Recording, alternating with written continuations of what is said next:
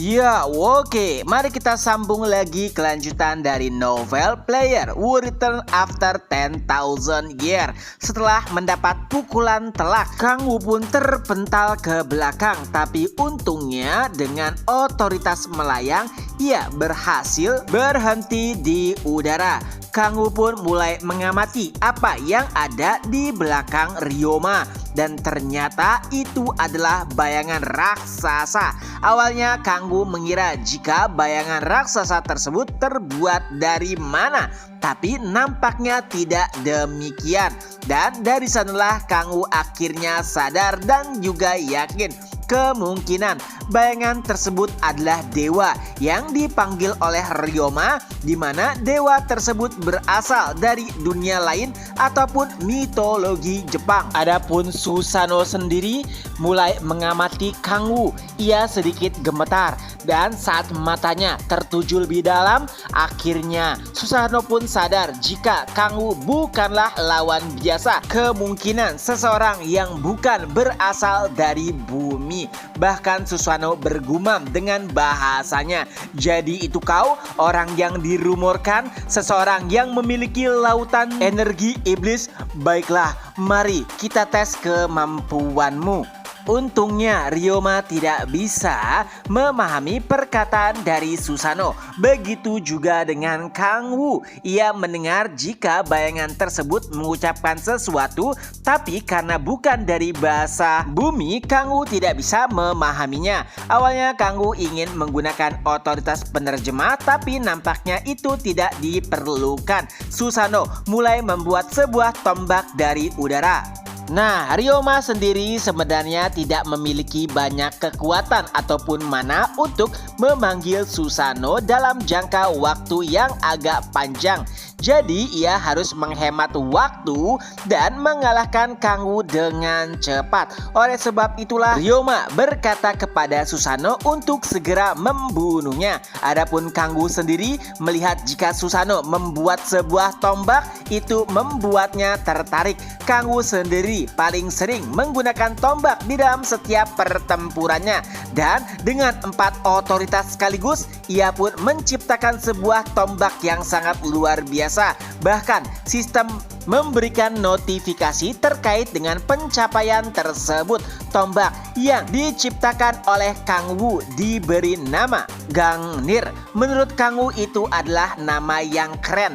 Gangnir sendiri merupakan senjata ataupun tombak yang dimiliki oleh Dewa Odin. Dan setelah keduanya bersiap, mereka pun saling berhadapan satu sama lain. Yang pada akhirnya, bam, terjadi ledakan besar atas serangan tersebut. Tapi hasilnya di luar dugaan.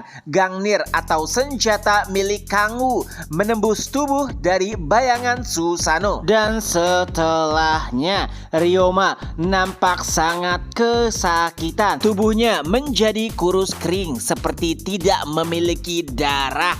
Ya, itu adalah harga yang harus ia bayar setelah memanggil Dewa Susanoo. Ryoma meminta tolong kepada Kang Wu untuk diselamatkan. Tapi tentu saja Kang Wu hanya mengabaikannya sampai Fujimoto Ryoma benar-benar mati. Di sisi lain, Kang Wu merasakan jika yang disebut Dewa Susanoo merupakan sosok yang kuat. Walaupun ia hanya makhluk panggilan saat itu, tapi Kang Wu bahkan tidak yakin jika harus berhadapan dengan Susanoo pada tubuh aslinya.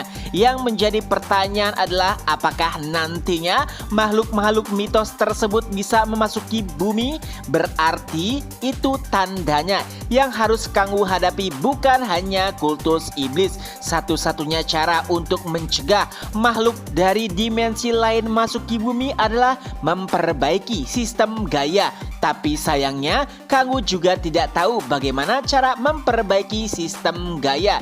Jadi satu-satunya solusi kali ini adalah memperkuat dirinya sendiri. Ia pun mulai membuka sistem dan melihat sebuah notifikasi, yaitu Dewa Iblis. ada beberapa tahapan lagi agar Kanggu mencapai kondisi tersebut. Setelahnya, Kanggu pun mulai menghampiri mayat Ryoma. Walaupun tubuhnya mengering, akan tetapi salah satu matanya masih utuh. Ya, itu adalah item peringkat legendaris mata Susanoo. Kanggu pun mengambilnya. Awalnya Kanggu ingin mencoba menggunakan item tersebut, tapi ternyata gagal karena item peringkat legendaris hanya bisa digunakan oleh seseorang yang telah terdaftar. Walau begitu, itu bukanlah jarahan yang buruk karena Kanggu masih bisa mengambil beberapa bahan yang ada di dalam mata Susanoo dan membuat item lainnya dengan salah satu kemampuan barunya, yaitu seni penciptaan iblis. Setelah menyelesaikan permasalahan, Kanggu pun berniat untuk kembali. Setelahnya, di sebuah penginapan hotel bintang 3, Kanggu kembali.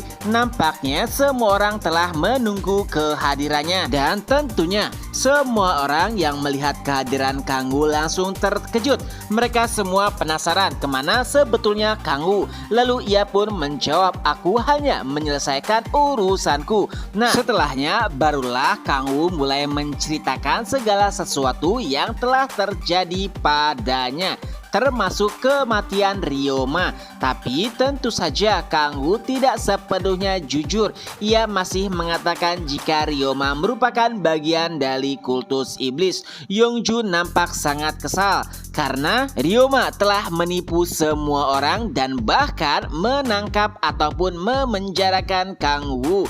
Tapi mereka juga bertanya-tanya kenapa Kanggu tidak memberitahukan hal tersebut kepada mereka, terutama fakta bahwa Ryoma merupakan pengikut kultus iblis. Kanggu pun menjelaskan jika ia tidak memiliki waktu. Setelahnya, Hansol juga mulai bertanya, "Kanggu, apakah kau baik-baik saja?